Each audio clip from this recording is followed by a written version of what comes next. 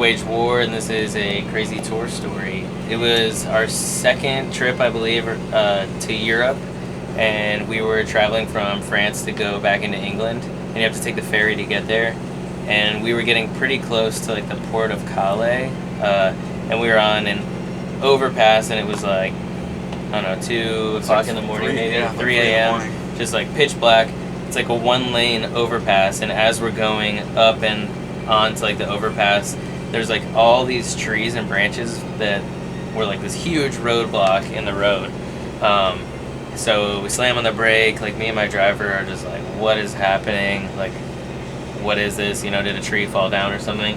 And then coming over the walls of the overpass, like out of the woods around it, was just like a bunch of people coming out of the dark. Like tens. Yeah, by the tens of people. Like, could have been 50 like people, at least 50. like 50 to 100 people started coming out of the dark towards our van, and we're just like running freaking down out, the highway like, towards us. because at this point you have like no idea like who these people are, like if they're willing to block the road and cause an accident, what could be happening. So then traffic started to back up behind us.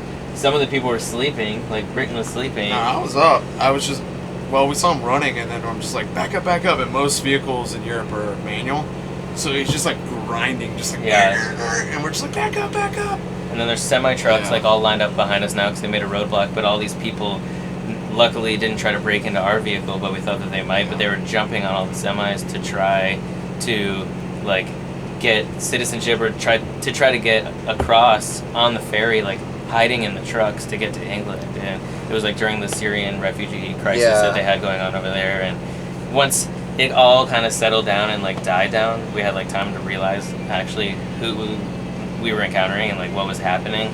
Well, then when we got to the border, one of the border patrol officers like made us pull over, and he's like, pull over here, we're gonna check you guys out, check out the van, make sure you don't have any Syrians like hiding. And we were like, wow, this is like seriously crazy, because this is stuff you hear about on the news, and we were kind of like living it like in the middle of it. The semi was like trying to run into the blockade to try to get it to move, and then like police officers came and helped move it, and as we started to drive you could see more debris in the road like for the next mile or two up the road, like it had been happening all night long. So that's probably, I don't know if that one will ever be topped, like at least for us, like as far as a crazy story that happens. Very intense. Yeah, high intense.